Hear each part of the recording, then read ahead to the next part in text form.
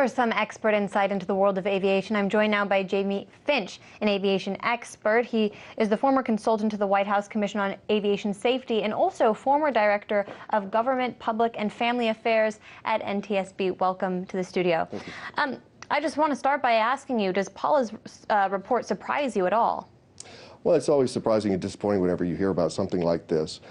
This has been an issue that's been addressed over the last several decades in the United States. And fatigue is not just an aviation problem, it's a transportation problem, and it's an issue all around. Driver fatigue, train fatigue, flight for pilots, rest hours. And so it's been an issue that's been ongoing for quite some time. It's not just an aviation specific problem. One of the things, though, that we need to really focus on, though, is that this is an active investigation. And right now, this is one of the issues that they're looking at. And there's going to be many other issues that they'll be looking at to make sure that they find the exact cause of the accident so they can avoid it in the future. Well, you said it's not specific to just flying. I imagine it's not also just specific to FlyDubai. I remember a few years ago in the U.S., Colgan Air flight crashed into a home in New York, and issues were brought up then also about the pilot not having enough sleep. Exactly, and that was a crash that happened. The NTSB investigated, they made recommendations, and they did find that there was pilot fatigue involved in that crash. And they made recommendations about fatigue and about pilot rest. And FAA, along with the airlines, have increased the number of hours that pilots have to rest between flight segments.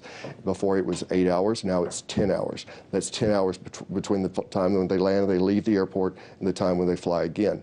That before it was 8 hours, and that was 8 hours condensed where they had to go home, they had to take a shower, they had to eat, and they had to go to bed, and then back to work.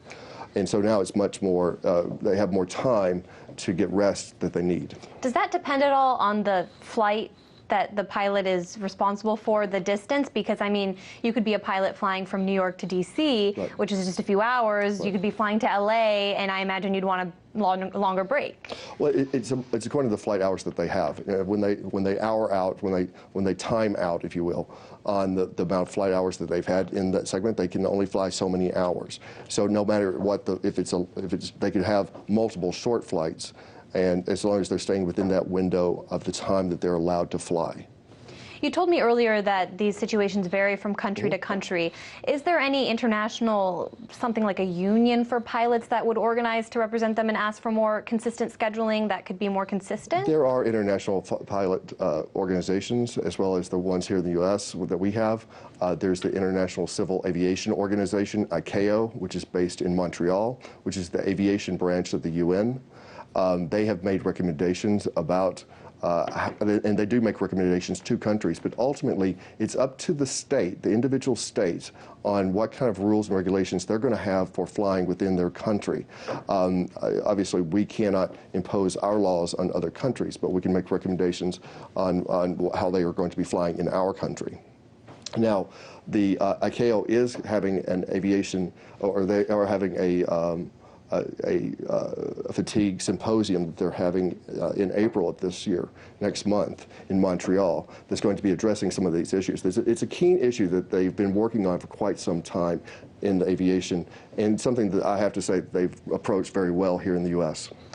It's always so tragic to hear of these accidents and then hear pilots say that they almost expected it. So hopefully we can have more progress made on this internationally. Thank you for bringing your voice to this. Jamie Finch, former director of the Government, Public and Family Affairs at NTSB.